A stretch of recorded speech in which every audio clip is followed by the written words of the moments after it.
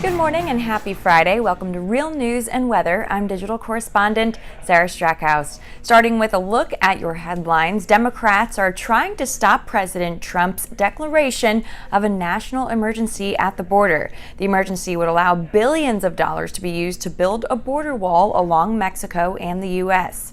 USA Today reports House Democrats introduced a resolution this morning to block and terminate the declaration. They have 18 calendar days to vote on it, but keep in mind, even if the resolution does pass through Congress, President Trump could veto it. And next week, President Trump is expected to sit down and meet one-on-one with North Korean dictator Kim Jong-un in Vietnam. CNN reports that President Trump is trying to convince Kim to, quote, abandon his nuclear program, end quote, and points to the recent lack of nuclear and missile testing as evidence of successful diplomacy thus far. And Empire actor Jussie Smollett is out on bail after being arrested yesterday in Chicago. This after police say he made false reports about being attacked by two men whom he said attacked him because he was black, gay, and yelled, quote, MAGA country. In a police statement earlier this week, police said that they were angry with the media for reporting information before it was verified and said that Smollett wasted 3 weeks of their resources and time. Fox News reports after viewing surveillance video and interviewing the two accused attackers, who were Nigerian brothers allegedly paid $3,500 to stage the attack with Smollett, police believed Smollett to be guilty. Well, it was a little rainy today, and it actually hailed yesterday. Let's check in with meteorologist Payne.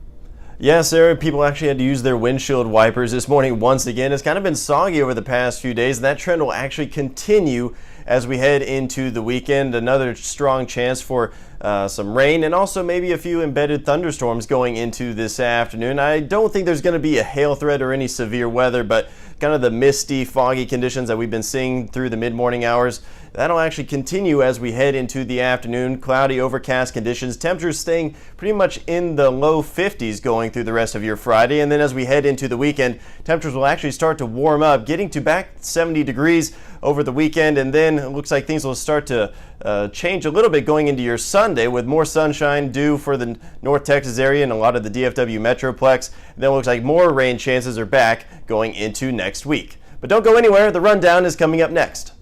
Well, thanks so much, Cash. The Rundown is a daily email sent out by Jeff Crilly to journalists across the country, talking about some of the top stories of the day, and it also gives an expert to weigh in on the subject. The first story, will the Jussie Smollett case keep hate victims from coming forward? That's a Fox story, and talking about this is law enforcement expert Dr. Alex Del Carmen. The next story, a 4-day week trial finds lower stress and increased productivity. That's a story out of The Guardian. Talking about this is workplace culture expert Bobby Albert. Third story, H&R Block agents took empathy training to cope with backlash from tax changes. That's out on Market Watch, and talking about this is CPA and tax specialist Lydia Desnoyers. The next story is your Oscar watching guide for 2019, an NPR story, and talking about that is movie critic Julie Fisk. To get on the rundown, all you have to do is email Jeff Crilly at jeffcrilly@realnewspr.com. Thanks so much for joining us this morning. Join us back here on Monday.